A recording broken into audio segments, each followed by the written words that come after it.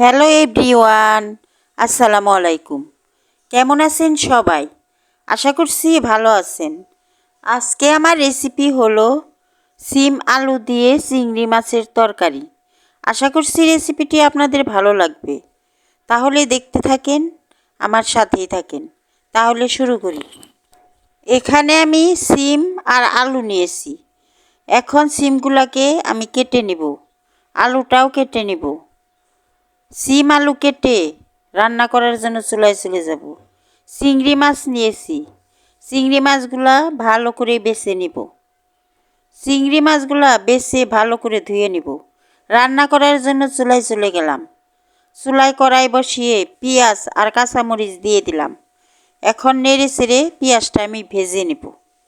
পেঁয়াজটা নরম হয়ে আসলেই এর মধ্যে অল্প পানি দিয়ে দিব, যাতে পেঁয়াজটা পুড়ে না যায়। আমার পেঁয়াজটা ভাজা হয়ে গেছে। এখন এর মধ্যে আমি পানি দিয়ে দিলাম, মশলা দিয়ে দিব।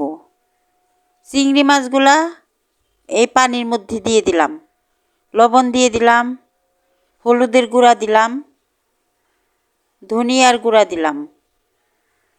এখন অল্প একটু মরিচের গুঁড়া দিলাম, আদা রসুন বাটা দিয়ে দিলাম।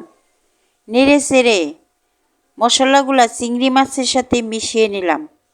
চিংড়ি মাছটা এখন কষিয়ে নেব। চিংড়ি মাছটা আমার কষানো হয়ে গেছে। এখন যে সিম আলুটা কেটে রেখেছি তা এই চিংড়ি মাছের সাথে দিয়ে দিলাম। এখন নেড়ে চেড়ে এর মধ্যে আমি পরিমাণ মতো পানি দিয়ে দিব। আমি পানি দিয়ে দিলাম। এই পানিতেই আমি সিম আলুটা রান্না করে নিব। ঢাকনা দিয়ে ঢেকে দিলাম। কিছুক্ষণ রান্না করলাম। কিছুক্ষণ পর ঢাকনা তুলে এর মধ্যে আমি টমেটোগুলো দিয়ে দিলাম। এখন আবারও ঢেকে দিলাম 2-3 মিনিটের জন্য। 2-3 মিনিট পরে ঢাকনা তুলে তরকারিটাকে আমি নেড়ে দিলাম। এখন নেড়ে দেওয়ার পর আবারও ঢেকে দিব 3-4 মিনিটের জন্য। আবারও ঢেকে দিলাম 3-4 মিনিটের জন্য। 3-4 মিনিট পরে ঢাকনা তুলে তরকারিটাকে আমি নেড়ে দিলাম।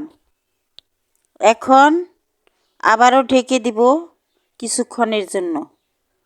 আবারও আমি ঢাকনা দিয়ে ঢেকে দিলাম কিছুক্ষণের জন্য। কিছুক্ষণ পর ঢাকনা তুলে দেখি ঝোলটা অনেকটাই শুকিয়ে গেছে, আরেকটু শুকাতে হবে। ওই কারণে আবারও ঢেকে 2 মিনিটের জন্য রান্না করব। 2 মিনিটের জন্য ঢাকনা দিয়ে ঢেকে দিলাম।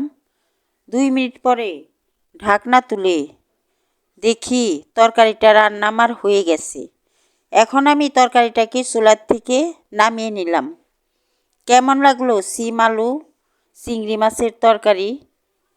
যদি আমার রেসিপিটি ভালো লাগে তাহলে আমাকে একটা লাইক দিয়ে সাবস্ক্রাইব করে আমার পাশে থাকবেন।